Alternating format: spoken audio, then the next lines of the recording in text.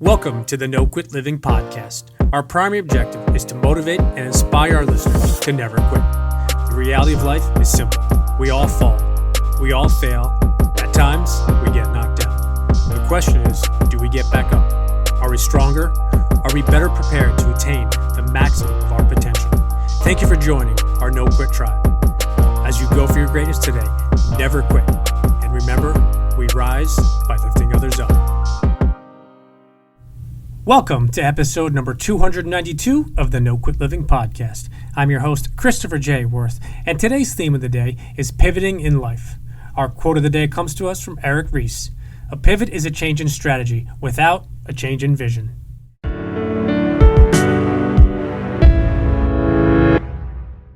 Before we head into today's episode, don't forget to grab yourself a copy of our new book, The Positivity Tribe.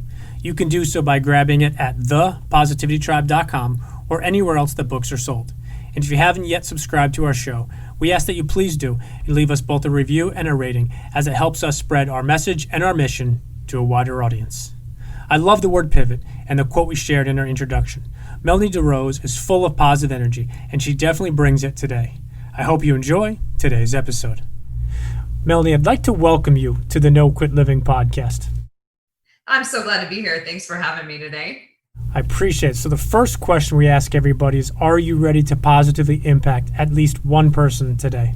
Hell yes. I like to do that every single day. So you're talking to the right person. I love it. So the number one objective of our show is to both motivate and inspire listeners to never give up. And I was curious if you yourself have either a no-quit story or perhaps a really challenging time that tested you and you could have given up or given in, but you didn't.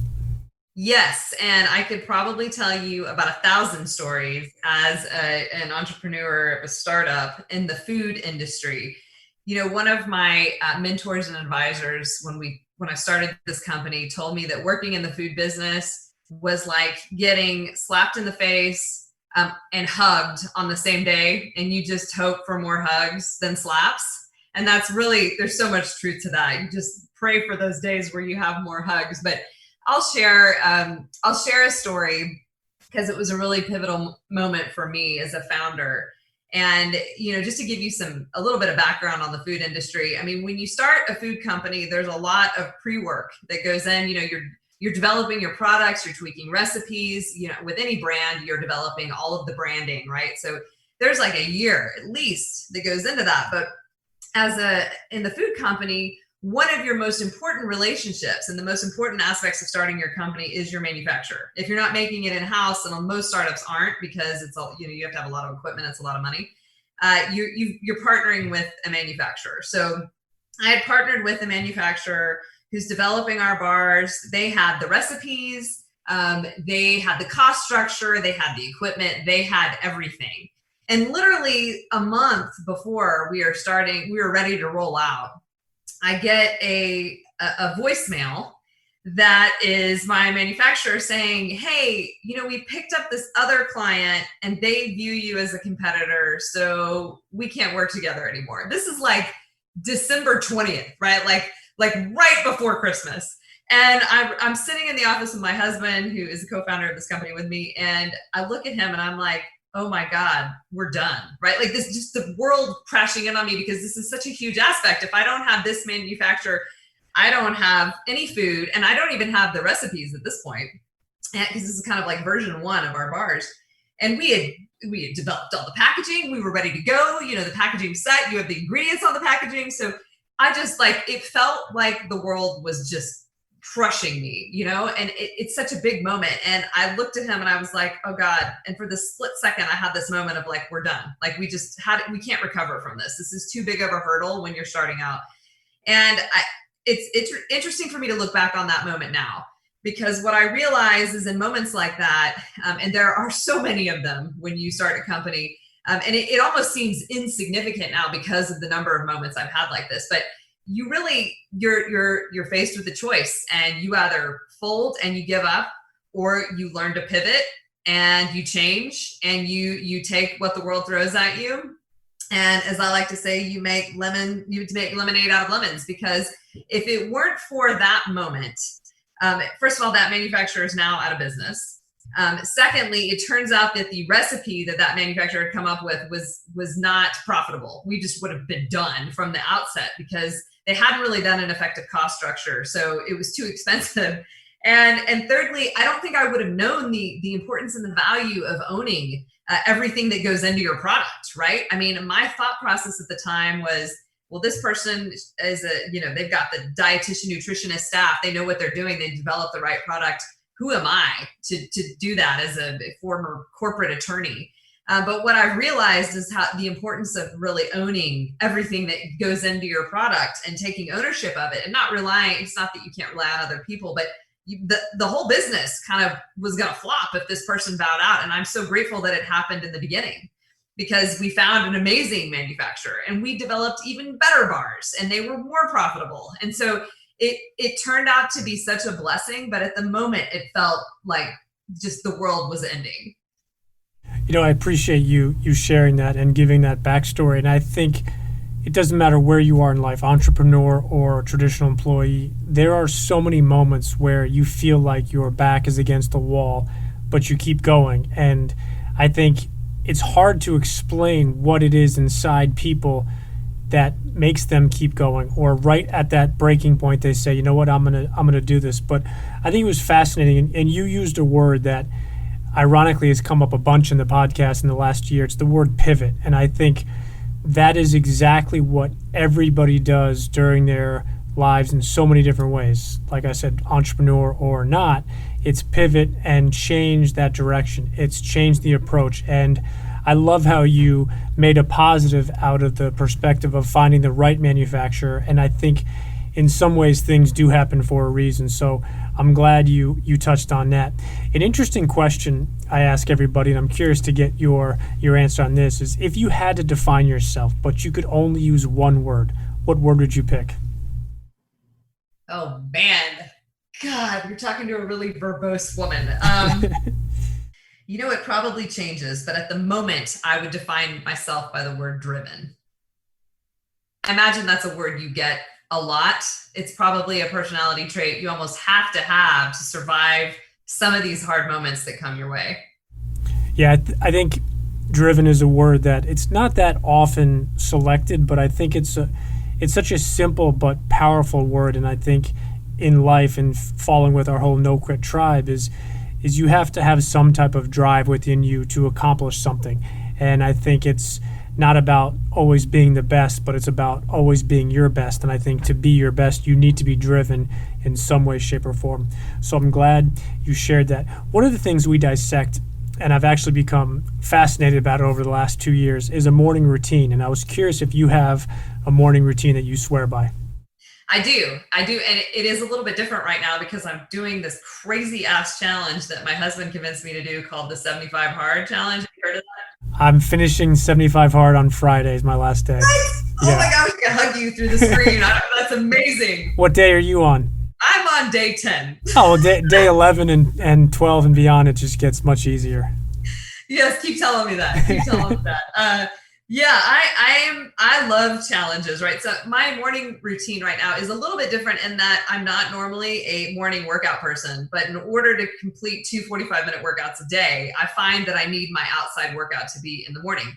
And I'm actually liking it. So we may continue this path, just this element of it after the challenge. But right now, my morning routine is I'm up around 6:30 and I take the first about 5 minutes to just sit in gratitude. Like I'm relaxing, feeling myself in my body and just thinking about all the things I'm grateful for. I'm grateful for waking up today. I'm grateful for being physically healthy and having the strength to do a workout, and all my family, my 3 beautiful girls, my amazing husband. I have this routine and it really grounds me for the day. And then I pop out of bed. I go do a 45-minute workout that's outside. A lot of variety there. Sometimes it's biking. This morning it was yoga and on my back porch. Whatever it is, it's been kind of amazing to be outside in nature in the morning and to hear the birds chirping. Like there's a lot to that. Then I come back inside, I get dressed. And for me, that's a process. Like there's makeup and hair involved, but I'm listening to some sort of self-help entrepreneurial book on Audible. And I'm doing that for about, 30 minutes. And then I actually get a physical book that I'm reading. Also, usually self-help, or I don't like the word self-help, but motivational is what I like to call it. I have to interject for 1 second. I also do not like that the word self-help. I think it just personifies what it isn't. So I'm sorry, I had to interject. I just don't like that. Yeah, I don't. It's a negative connotation. I guess personal development would be better, Yes, right? That's how I feel about it. So I'm reading 10 pages, which is what I was doing anyway. And then I'm usually journaling a few gratitudes. I find myself really running out of time at this point in the morning. So I usually have a gratitude journal, and I'm putting in my 3 things I'm grateful for. I'm just kind of writing them out. And it could be as simple as the fact that my husband makes amazing coffee, like whatever it is.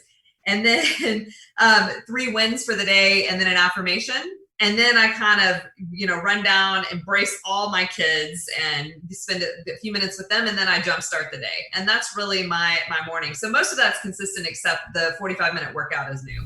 I love it. And I think I've actually bumped into a couple people. One of my good friends who we just wrote a book together. It was his glorious idea, June 1st, to do this 75 hard. And I was like, yeah, it sounds great. But what happens is you get into this mode, and what I love about it, and obviously you can attest to it, is it's not just the workout, it's the other things that go and are involved in it. So for any of our listeners, you can just Google 75 Hard. Andy Frisella is the founder of it, but an interesting perspective. And we were actually talking, Chris and I, during our accountability call this morning, of possibly entering phase 2 of 75 Hard, and I'm not really sold on it yet. So have to follow up that question. You spoke about audiobooks and then also real physical books. Wanted to ask you if there's anything that you've read in the last little bit, or something that you're currently reading now that you'd like to recommend to our listeners. God, so many. Probably my favorite book of all time is Mindset by Carol Dweck. I think I could read that over and over and over again. I also love Joe Dispenza. Anything that he writes, I think, is gold. But I'm reading something right now called The Emotion Code. Very interested in emotional intelligence, as someone who feels like for many years of my life, I didn't have any. I was like gobbling up everything I can on emotional EQ, as they call it. So right now, I think I'm reading a book by Wayne Dwyer, which I love. I just finished Contagious. And my next book is going to be Breath, because I keep hearing this book keeps popping up. And I'm that kind of person where if somebody keeps mentioning a book, I feel like I'm meant to read it. So Breath is all about how we've lost the right way to breathe, as humans. And so it's really, I think the premise is focusing on breathing through your nose, but I haven't gotten into it yet. So I'm excited about that one. And I know we have a friend in common, George Bryan. He recommended that book on this show, and I've actually seen he's put out a couple posts over the last 2 or 3 weeks recommending it. So I think, to your point, when it goes into the karma perspective, when you're like, all right, I've seen this 7 times in the last 3 days, maybe I should go ahead and read it. So wanted to give you an opportunity to just tell our listeners a little bit about your company, what you're doing, and also I think you have a new product that I would love for you to just talk to our listeners about real quick. Yeah, I'll give you some information about me in a nutshell. My company is called Impact. The EM is for empowering women and girls, and the PACT is helping them have an impact on their families and communities. So we're a mission-based company. We work with nonprofits that help women and girls. That's a very personal passion of mine. But we also make natural snack food products that are designed for women. So everything we make is designed with women in mind, either designed by women. It starts kind of with a focus group of women. And then really it's with female preferences, because my feeling is that, and my belief is that we don't all snack the same. Snacking isn't one size fits all. And my husband, what he eats is very different than what I eat and what I need. So being able to combine the personal, very strong passion of helping and empowering and motivating other women, and bring that into my business and partner with some nonprofits to do amazing things has been incredible. Because in my former life, and I've had a lot of pivots in my career, I was, last career was corporate and securities attorney in a big law firm. And then I went to fitness company owner, and then the bar company kind of grew out of the fitness company. So here I am. But if you would have asked me 5 years ago if I would be in the CPG business running a women snack food company that was based on healthy, tasteful nutrition, I would have laughed at you. I've been like, that's the farthest thing I could conceive of. But just opportunities happen in right place, right time, and you get inspired. And I have a lot of passion for what I do. No, that's awesome. I appreciate that. So if you could go back and give the 20-year-old version of yourself just one piece of advice, what would it be? It's hard to limit it to one because I have two really competing ones. So I'll talk about the one I think is a little bit stronger, which is don't get in your own way. I really think and this isn't not to overgeneralize about women, but for me specifically, I felt like I had this career path that I was destined to. I wanted to be a lawyer. I grew up with a bunch of lawyers in my family. I just sort of grew up knowing that and thinking that's what I was meant to do. That's what I knew. I was good at it. And so that was the path. And anything else that came my way, back then, my assumption was, no, I don't know how to do that. I can't do that. I don't have any experience with that. I don't have background with that. I don't have a degree in that, right? And so as opportunities would pop up, I would just kind of dismiss them, thinking like, no, this is what I'm meant to be. And when I finally got where I wanted to be, mind you, it was a great job. It just did not fulfill my heart's passion. And I underestimated the importance of that. So my advice to my younger self would be like, man, don't get in your own way to achieve what you are passionate about and what gives you, this really amazing feeling, this satisfaction that just a job can't necessarily give you. No, I think that's a really, really important point. Interesting question I also ask, and I get answers from all over the places. If I had the opportunity to grant you dinner with anybody, dead or alive, who would you pick and why? Oh, it's always so hard to limit it to one person. But honestly, I think it would be, in politics aside, I think it would be Michelle Obama, because she really transformed the position of First Lady. And I mean, man, I'd love to just pick her brain about a bazillion things, about some of the things she stands for. And she'd be number one on my list. All right, because you asked for it, I'll give you a second one. Who would you pick for the second one also? Well, it's a toss-up between Prince, because I'm an all-time fan. Like, I love Prince, and Jennifer Lawrence. And I know those are so random, but Jennifer Lawrence, I like in my mind, I'm going to have lunch with her one day. She is kind of the avatar that we've designed a lot of the voice of our company around, because I love her. She doesn't take herself too seriously, but she's a total badass and works hard, but laughs at herself. That's what we strive to be. So I would love to sit down with her and just be like, hey, isn't it? I mean, I would think it would be cool if a company came to me and said, hey, we kind of designed our avatar after you. I would be like, that's amazing. So I would love to just sit down with her and pick her brain too. I think that would be quite the foursome: Michelle Obama, you, Prince, and Jennifer Lawrence. I think it would be a interesting dinner, to say the least. And then a Vegas party after. Yes, or just start partying during it. So right. I'm intrigued to get your answer on this. How do you personally define success, or what does success look like to you? That's a great question, because it has changed. In the past, and there's a reason for me giving you the kind of the background here, but in the past, to me, success was like achieving these certain milestones, right? You go to law school, then you pass the bar, and there's a milestone, and then you get to a law firm, and I clerked for a judge. That was another milestone. And then you get to the law firm, and then you're trying to be partner, right? When I want to say the first weekend on the job at the big law, my husband and I, he's a lawyer too, and he joined another law firm. On Saturday night, we were working, and he emailed a partner, and they emailed him right back, and it was like at 12:15 in the morning. And we looked at each other and we were like, oh my God, what are we working towards? Like, if I have to respond at 12:15 a.m. when I'm a partner, like, why do I want to be a partner, right?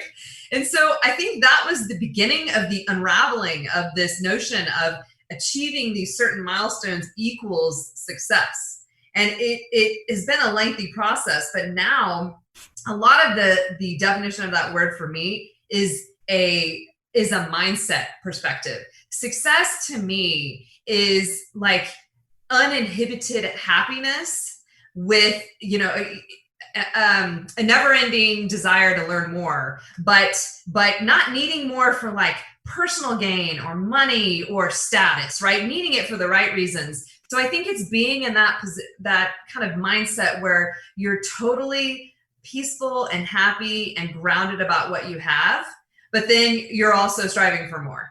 So I know that's a little bit of a vague answer, but it's just no longer tied to milestones anymore. I just don't define success as the number of dollars in the bank or what the title is or who the friends are or the car you're driving. And I really haven't ever done it that way. But for a long time, it was, okay, get the law firm, get the, the position, get the whatever. And now it is way more about where my mindset is.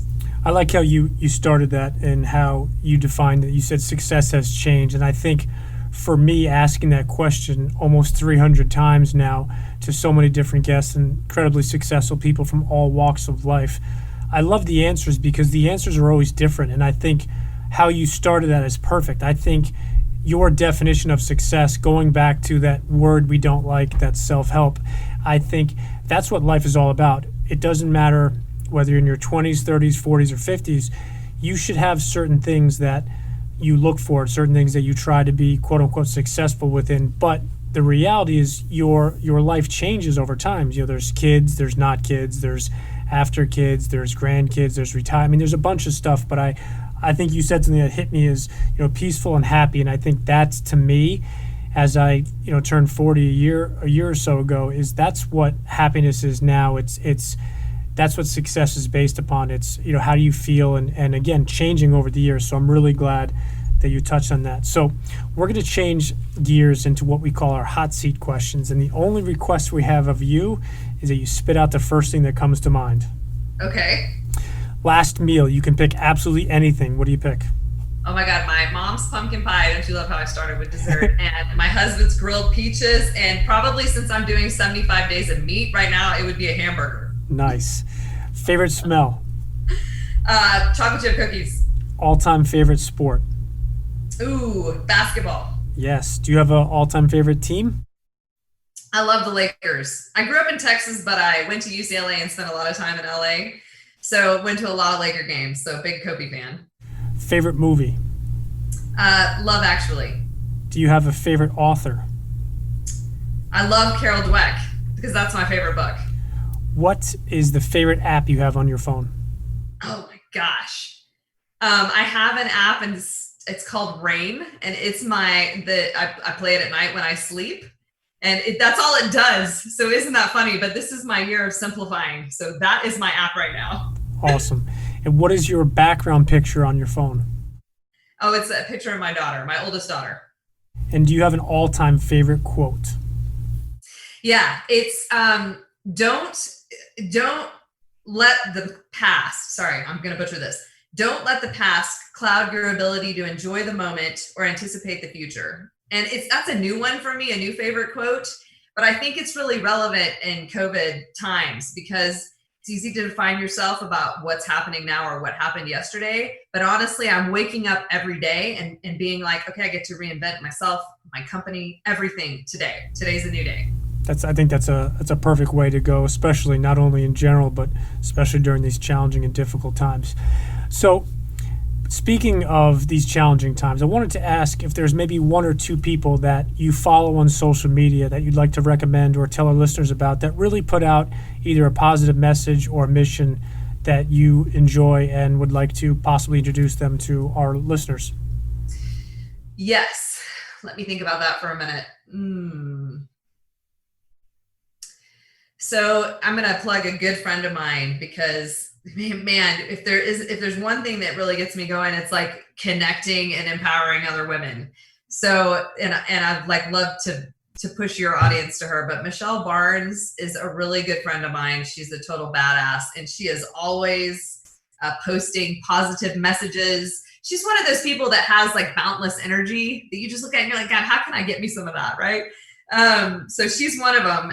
She's just a dear friend, a total badass lady boss. And then other than that,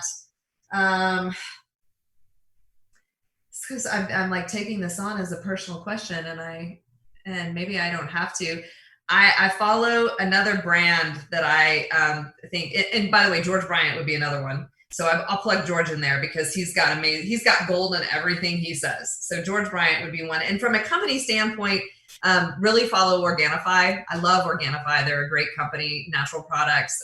For someone who is really concerned about the kinds of ingredients that go in our products and making sure everything is high quality, love those guys personally, and also their company. Awesome. And then what's the best way for our listeners to follow you, connect with you, but also get more information about your products and also possibly purchasing them? Yeah, thank you for that. Our website's the best place. It's empactbars.com, but it's with an E. So empactbars.com. Like we said in the beginning, it's a natural snack food company for women, and all of our products are super high quality, but actually taste great. And we just launched a shake, so you can find that there. Our zero sugar plant-based shake is amazing. And you can find us on Amazon as well. Obviously, our website's the best way, because if you sign up or you buy anything, you get my little nuggets, my nuggets of gold for lifestyle and nutrition and even workouts emailed to you or shared with you on social media. But on social, I have a personal account, but the best way to find me is Impact Bars, at Impact Bars on Instagram or Facebook. Awesome. And then last question we have for you, same we ask everybody, is you have some parting words you'd like to leave with our listeners today? Yes. I'm glad you asked me about what I would tell my 20-year-old self, because probably the advice I would have given if you hadn't asked me this second or that question was to not get in your own way. But this question, I think, or the answer I'm going to give you is even more important, which is, man, don't lose sight of having fun. For some reason, as we age, I feel like, especially as a mom of 3, and you get so caught up in the to-do list and the have-tos and the time, balance, the problems with putting yourself first and the guilt, that is really easy, I think, and I'm overgeneralizing to older people, but for a lot of, especially my female mom friends, it's just easy for us to lose sight of being able to have that vitality we had when we were young and like really enjoy moments in life, right? It's just easy to jump to the next item to check the box on the to-do list. And if you don't savor those moments and like really embrace them and be able to give yourself those joyous moments that you had as a kid, or that whatever it was when you were on stage performing, or you were at your, it's always, people always reminisce about like these moments in sporting when they were kids, right? Or they were on a stage performing and they did something. Like, you got to bring those moments forward, even when you're older. And just because we're older doesn't mean we need to lose track of those moments. And a lot of what I do with working with other women is empowering them to feel alive, because I feel like it's just easy to lose that. You get stuck in the grind and it's easy to lose that. So that would be the advice that I give you, is just, man, laugh a lot and don't ever forget to have fun. I think that's perfect advice and an awesome way to end today's episode. I really enjoyed our conversation. I hope that you and I can connect again soon. I would love that. Please. I would definitely love that.